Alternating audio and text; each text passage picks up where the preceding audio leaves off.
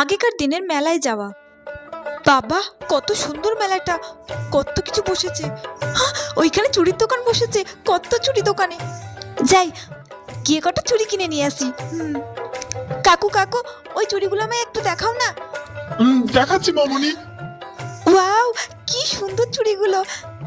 কাকু, এই চুড়িগুলোর দাম কত? 10 টাকা মামুনি। 10 টাকা? কিন্তু আমার কাছে তো অত টাকা নেই।